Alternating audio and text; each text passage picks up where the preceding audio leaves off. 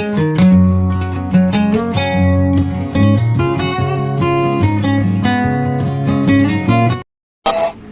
Adha itu dari kata id itu kembali banyak nikmat atau terulangnya nikmat-nikmat yang diberikan oleh Allah Subhanahu wa Ta'ala. Kemudian Al-Adha ini banyak yang mengatakan terkait dengan ibadah penyembelihan kurban disebut Idul Adha atau Idul Kurban. Saya cerita sedikit tentang sejarah Idul Adha. Dulu ada seorang malaikat yang menjelma sebagai manusia dan beliau ini komunikasi dengan Nabi Ibrahim. Sebelum saya cerita jauh, saya katakan juga saya ingatkan lagi bahwa cara berpikir kita sebagai mukmin itu harus berpikir awal al-khilqah. Awal kita dijadikan oleh Allah Ta'ala, yaitu Nabi Adam materinya dari tanah, nyatanya bisa jadi Nabi Adam. Kita dari sperma, nyatanya bisa jadi manusia dengan konstruksi yang sempurna. Dengan cara seperti ini nanti bayangkan kekuasaan Allah yang tidak terbatas menjadi mudah. Saya teruskan, si malaikat tadi tanya ke Nabi Ibrahim, saya minta kambing kamu.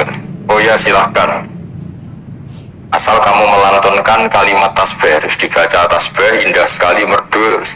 Bisa minta tambahan kambing? Ya, sampai beberapa kali. Demi Allah, ini baru kambing, baru hewan. Andaikan anak saya pun kalau demi Allah saya kurbankan. Singkat cerita, versi riwayat ini, suatu saat Nabi Ibrahim diuji dengan dimintanya anak untuk dikurbankan. Ketika beliau atas nama seorang bapak agak keberatan, terus diingatkan ulang oleh Allah Ta'ala, janji beliau demi Allah, anak pun saya kurbankan. Hasil akhirnya beliau melakukan itu. Dan karena Allah hanya menguji, tidak niat betulan supaya anak itu disembelih, akhirnya diganti oleh kambing. Jadilah tradisi kurban itu pakai kambing. Kemudian secara fikih ada padanan-padanan yang cukup menggantikan kambing, yaitu ada sapi, ada unta, dan seterusnya dan seterusnya. Yang menarik dari sekian referensi yang saya baca, dan ini harus disosialisasikan lagi.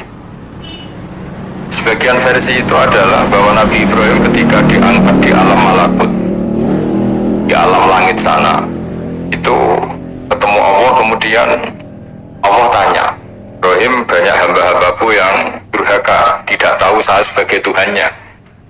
Terus kata Ibrahim, usul ya Amidhum, bunuh saja ya Allah. Setelah itu tanya lagi, ada yang zina, ada yang koruptor, ada yang pokoknya dosa-dosa yang buruk sekali. Dan di semua itu Nabi Ibrahim usul, mereka hidup di bumi engkau ya Allah, makan rezekimu ya Allah, maka mereka nggak sopan sekali, nggak ngerti engkau. Terus singkat cerita minta itu diadab, siksa. Suatu saat, versi referensi ini di kitab Hikam, kalau di kitab saya halaman 15 juz 2, suatu saat Nabi Ibrahim itu diminta sama Allah menyembelih Ismail. Itu ini penting sekali. Setelah disuruh menyembelih Ismail, Nabi Ibrahim komplain, ya Allah, ini anak saya, Samratu Fuadi, buah hati saya, kenapa engkau seenaknya minta saya sembelih?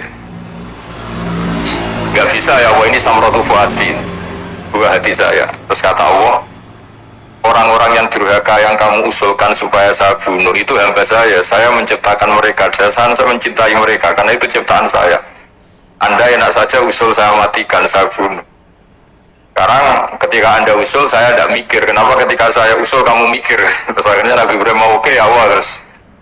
Setelah itu terus, semenjak itu Nabi Ibrahim itu begitu sayang sama hamba-hambanya Allah. Sehingga dari cerita yang paling masyhur, ketika Abu Bakar As-Siddiq begitu lemah lembut sama hamba-hamba Allah yang lain, Nabi Muhammad mensepadankan dalam hal ini sama Nabi Ibrahim, hati kamu sehalus Ibrahim. Yaitu Nabi Ibrahim Beliau akhir-akhir punya komitmen, faman tabi'ani fa innahu minni wa man asani fa innaka ghafurur rahim. Ya Allah, orang yang ikut sunnahku maka jelas bagian dari saya. Dan yang sedang durhaka, wa man asani, saya harapkan fa innaka ghafurur rahim, engkau Maha Pengampun, Maha Penyayang. Semenjak itu menjadi sunnatan mutaba'ah bahwa agama ini agama rahmatan lil alamin, bahwa melihat kemungkaran, melihat kebodohan, ketimpangan, itu komitmen kita ini membenahin, bukan menghabisin. Melihat kesalahan, komitmen kita ini in uridu illal islaha mastata'tu, komitmen kita ini ingin lebih baik, bukan mengacaukan dunia ini. Semenjak itu terus syariat-syariat Islam disebut anit tabi millata Ibrahim Hanifah, bahwa kita mengikuti milahnya Ibrahim. Sebab itu kemudian setelah ini menjadi sunnatan mutaba'ah, bahkan banyak ulama yang berpendapat ketika Rasulullah SAW Mi'raj itu dari sekian Nabi Ulul Azmi yang nggak ketemu itu Nabi Nuh. Nabi Nuh alaihissalam padahal termasuk Nabi Ulul Azmi.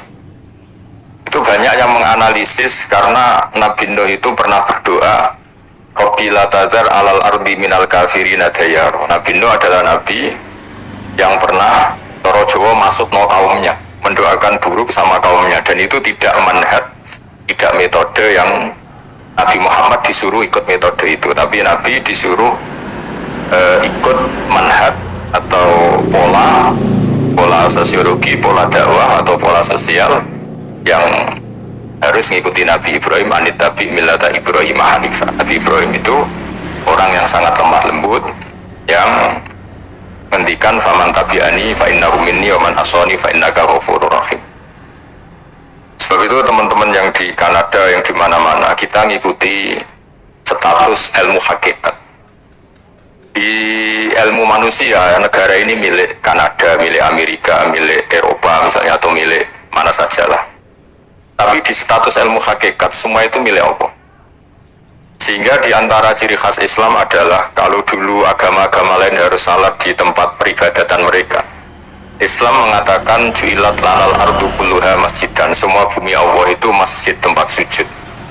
Sehingga orang Islam fa'enama advokatu sholat, kamu kapan saja ketemu waktu sholat, ya sholat, semua bumi Allah itu tempat sujud. Sehingga suatu saat sahabat yang biasa siaha, biasa hidup di perantauan, Nabi memberi nasihat, al-bilad biladullah wal ibad ibadullah, fahaitsuma asabta khairan fa'akim. Semua negara itu milik Allah, semua hamba dimanapun juga hamba Allah. Kamu di mana saja mendapatkan kebaikan, ya silakan berdomisili di situ. Pernah di Korea itu asik karena itu yang orang-orang katanya teman-teman, ini di rumah itu nggak kiai Gus, sering di sawah, sering di Tegal, gara-gara di Korea jadi mufti ya. Karena nggak ada kiainya gitu. Jadi orang-orang yang nggak jadi kiai di Jawa, mungkin kalau di luar Jawa atau di luar Indonesia malah jadi kiai gitu. Artinya gini, pentingnya jadi kiai bukan menjadi gagah, itu enggak, tapi begini, dulu bawaannya rakyat itu kan kalau ke masjid komplain, ada masjid bocor, ada keran yang kurang baik. Jadi kalau sudah jadi kiai itu tahu rasanya, betapa nata masjid itu susah, ngelola masjid itu susah, nyari imam itu juga susah, melanggengkan jamaah juga susah. Jadi pentingnya jadi kiai itu bukan gagah-gagahan jadi imam, tapi bertanggung jawab atas proses yang berjalan. Jika dulu diantara nasihat bapak saya, bapak itu termasuk orang yang nggak suka sama orang tawadhu, orang yang sopan. Dulu saya juga iskal itu janggal. Kata bapak, orang tawadhu itu apa? Orang sopan itu baik, tapi biasanya itu cara orang menghindari tanggung jawab. Disuruh jadi kiai nggak mau, tapi kalau ada kiai salah komplain itu.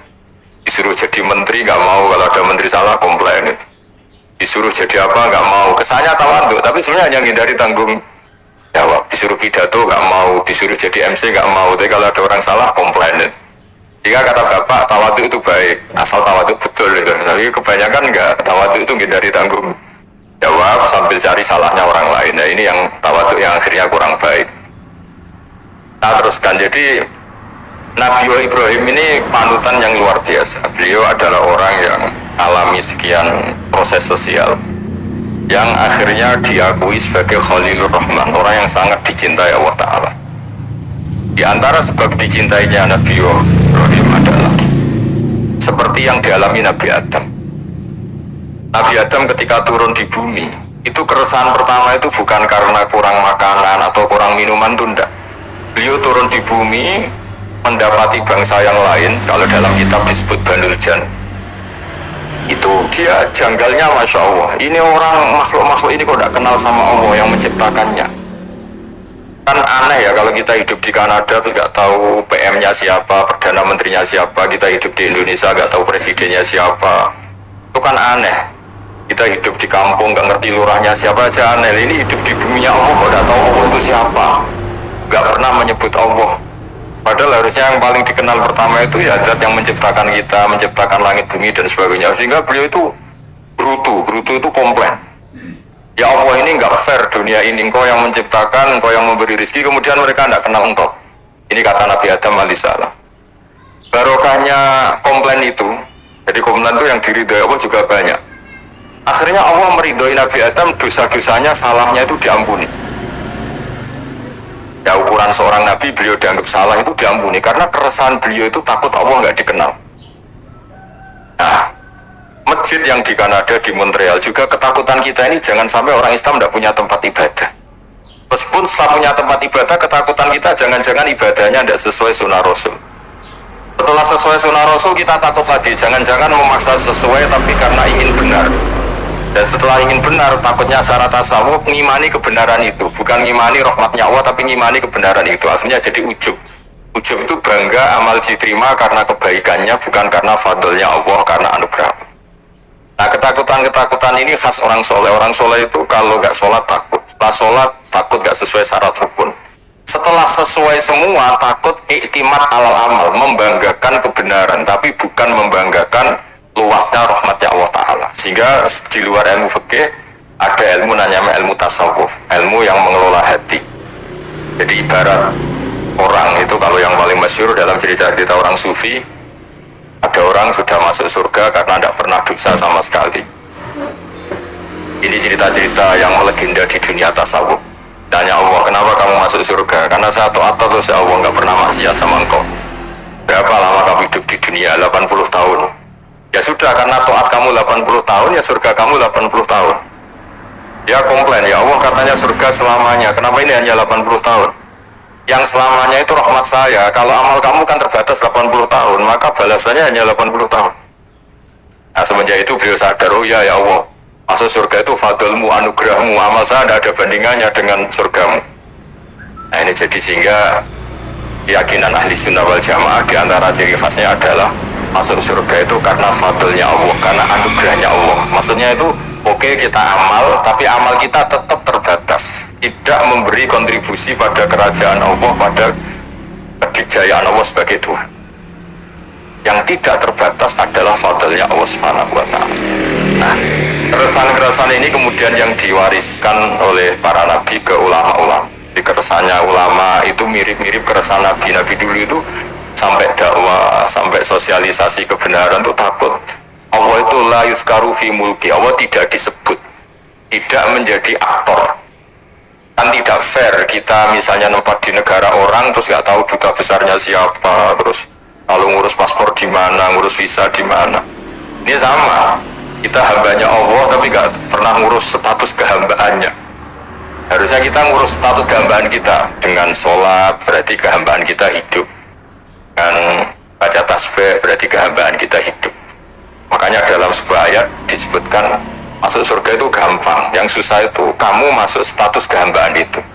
Makanya disebut ya Tuhan nafsul mutmainnah irji'i ila rabbiki radiyatan mardiyah. Pertama apa? Fadkhuli fi ibadi. Kamu harus masuk status sebagai hambaku dulu, baru wadkhuli jannati, baru kamu masuk surga. Jadi orang boleh nikmati fasilitas negara lain kalau visa paspornya disahkan.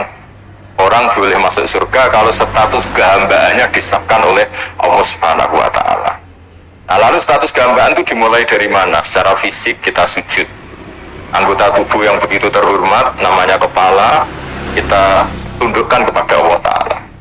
Jadi kita, akal kita yang ingin menguasai dunia misalnya, ambisi itu kita kalahkan untuk hanya tunduk kepada aturan-aturan Allah Subhanahu wa Ta'ala.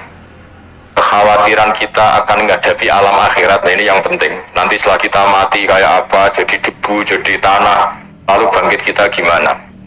Sebagaimana mukadimah saya, ingatlah Anas Atil Ula. Ingatlah penciptaan pertama, bahwa Allah punya reputasi menciptakan Nabi Adam dari tanah, dan di tubuh Nabi Adam itu tersimpan calon generasi berikutnya ila yaumil qiyamah. Kayak apa susahnya bikin Nabi Adam kalau adegan kita boleh berpikir, bikin satu master manusia yang akan melahirkan manusia seluruh dunia. Ibaratnya chipnya itu sudah ada di punggung Nabi Adam, dan itu materinya dari tanah. Dengan berpikir gitu, maka ketika kita meninggal sudah jadi tanah, kembali lagi jadi manusia adalah hal yang mudah, karena Allah punya reputasi menciptakan manusia super, yaitu Nabi Adam dari tanah. Jika setiap kali kita iskal janggal terhadap kekuasaan Allah, kata Allah Ta'ala, qul yuhyihal ladzi ansha'aha awwala marrah. Kalau kamu janggal terhadap kemampuan saya, kemampuan kami menghidupkan tulang belulang yang sudah rapuh, sudah hancur, maka ingatlah reputasi saya, kata Allah, reputasi kami menciptakan Adam dari tanah. Ya, para nabi itu, ini semoga teman-teman yang di Kanada masih ingat betul iman yang dilatih para guru kita di Jawa, di Indonesia. Para nabi itu saking imannya sama Allah, itu tidak ada, sampai kasarnya itu nggak tahu bedanya antara hal itu masuk akal maupun tidak. Nah, beri contoh begini, kalau dalam ilmu tauhid, dan ini harus kita latih terus sampai ketemu Allah Ta'ala. Ketika telur jadi ayam, itu sebetulnya itu kita juga tidak ikut mampu bikin telur jadi ayam. Tapi berhubung sering terjadi, kita bilang telur jadi ayam itu mungkin. Mungkin itu ya mungkin sering terjadi. Padahal sering terjadi ini juga tidak yang jenis kita ikut berkontribusi. Lalu ketika sering terjadi ini kita bilang itu mungkin. Padahal saat kita bilang mungkin, juga hakikatnya kita tidak ikut menciptakan telur menjadi ayam. Lalu karena seringnya telur jadi ayam, kita bilang telur jadi ayam itu mungkin. Mungkin itu gak muhal. Begitu juga bebijian, nanti jadi pohon besar yang rindang, yang berbuah, kita katakan mungkin. Kenapa kita katakan mungkin? Karena itu sering terjadi. Oh, kita pun tidak ikut menciptakan biji jadi pohon besar, telur jadi ayam. Artinya apa? Zaman sesuatu itu sering terjadi, kita pun sebetulnya tidak pernah ikut menciptakan. Hanya menyaksikan sering, terus kita bilang itu mungkin.